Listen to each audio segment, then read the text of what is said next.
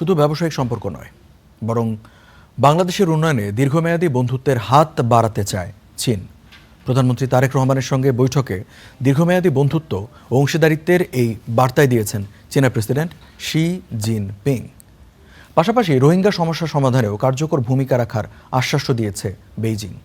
Myanmar হয়ে চীন পর্যন্ত অর্থনৈতিক করিডোরের বিষয়েও আলোচনা হয়েছে দুই নেতার বৈঠকে। কূটনীতির মঞ্চে সব সফর একরকম নয়। সময়ের গণ্ডি পেরিয়ে কিছু সফর হয়ে ওঠে একটি দেশের আত্মবিশ্বাস, মর্যাদা আর বৈশ্বিক অবস্থান বদলে যাওয়ার প্রতীক। চীনে প্রধানমন্ত্রী তারেক রহমানের 4 দিনের সফর যেন ঠিক তেমনই এক অধ্যায়। সফরের শেষ দিন চীনের প্রেসিডেন্ট শি জিনপিংয়ের সঙ্গে প্রধানমন্ত্রী তারেক রহমানের দ্বিপাক্ষিক বৈঠক। বেইজিংয়ের ঐতিহাসিক গ্রেট হলে পৌঁছালে তাকে অভ্যর্থনা জানান শি জিনপিং। এরপরই একান্তে বৈঠকে বসেন দুই নেতা, যেখানে দুদেশের মধ্যে বাণিজ্য, বিনিয়োগ সম্প্রসারণ, অবকাঠামো উন্নয়ন, প্রযুক্তি সহযোগিতা এবং আঞ্চলিক স্থিতিশীলতা সহ নানা গুরুত্বপূর্ণ বিষয় উঠে আসে আলোচনায়। কর্মসূচিগুলো পরে এই বৈঠক সহ চীন সফরের গুরুত্বপূর্ণ বিষয় নিয়ে গণমাধ্যমের সামনে আসেন প্রধানমন্ত্রীর উপদেষ্টা মাহদি আমিন।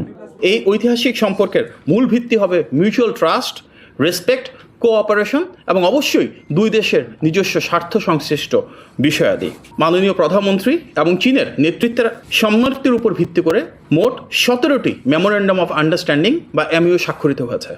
এ সময় উপদেষ্টা হুমায়ুন কবির জানান, বাংলাদেশের সঙ্গে দীর্ঘমেয়াদী সহযোগিতা ও অংশীদারিত্বের বার্তাও দিয়েছেন Xi Jinping. China will be a trustworthy friend in the development of Bangladesh.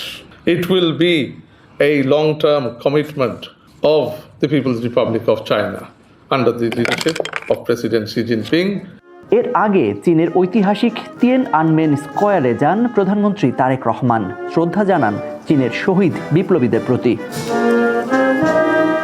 পরে গ্রেট হলে বৈঠক করেন চীনের ন্যাশনাল কংগ্রেস পার্টির স্ট্যান্ডিং কমিটির সভাপতি ঝাও লুজির সঙ্গে। সবশেষ চীনা কমিউনিস্ট পার্টির জাদুঘর ঘুরে দেখেন তারেক রহমান। সব মিলিয়ে মালয়েশিয়া ও চীনে 4 দিনের সফর শেষে ঢাকার পথে প্রধানমন্ত্রী তারেক রহমান। বেইজিংয়ের লাল গালিচা, রাষ্ট্রীয় মর্যাদা আর শীর্ষ নেতৃত্বের উষ্ণ আতিথেয়তায় উঠে এসেছে এক নতুন বার্তা।